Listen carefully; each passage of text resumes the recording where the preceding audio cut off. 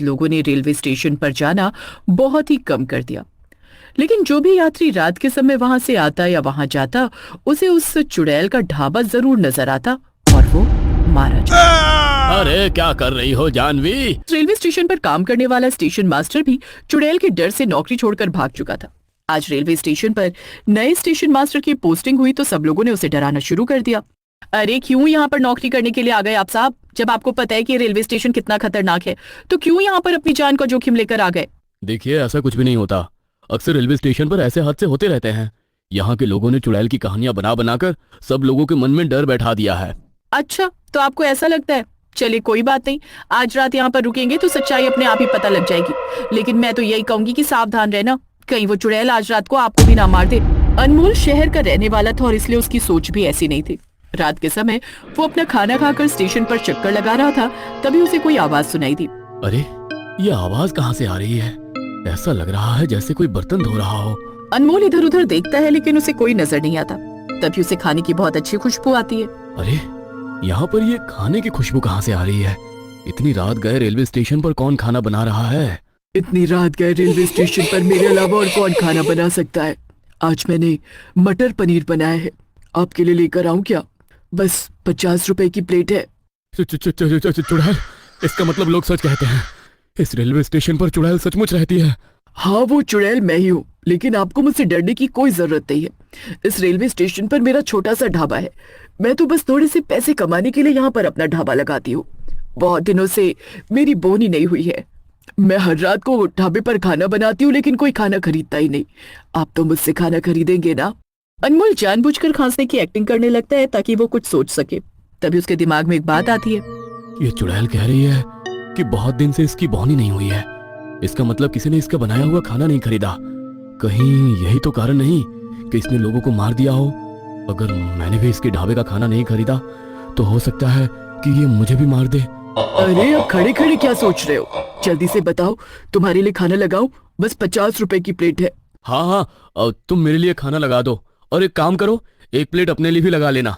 तुम मुझे अकेली लग रही हो तो तुम्हारे साथ बैठकर ही खा लूंगा। अनमोल की बात सुनकर चुड़ैल थोड़ी भावुक हो जाती है और उसकी आंखें भर आती हैं। क्या तुम सच में मेरे साथ खाना खाना चाहते हो? हाँ हाँ, क्यों नहीं। जब इतनी रात गए तुमने इतनी मेहनत करके खाना बनाया है तो खाना खाना तो बनता है ना। तुम जल्दी से 2 प्लेट खाना ले आओ। चुड़ैल जल्दी से 2 प्लेट खाना लेकर आती है। अनमोल उसे खाने के पैसे देता है और उसके साथ ही रेलवे स्टेशन पर बने उसके ढाबे पर खाना खाने लगता है।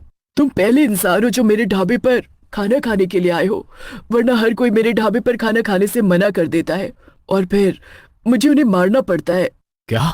जो तुम्हारे ढाबे पर खाना नहीं खाता तुम उससे मार देती हो? लेकिन तुम ऐसा क्यों करती हो?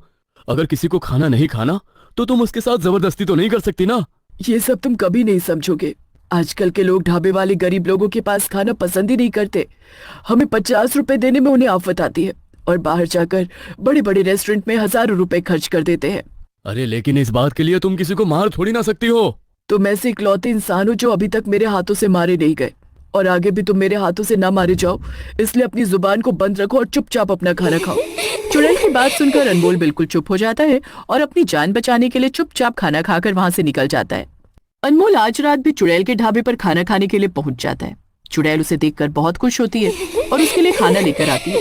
चुड़ैल ने राजमा चावल बनाए थे। अनमोल उन्हें खाता है और चुड़ैल को उसके पैसे दे देता है और बातों बातों में उसे उसके चुड़ैल बनने और रेलवे स्टेशन पर ढाबा खोलने की कहानी पूछने लगता है।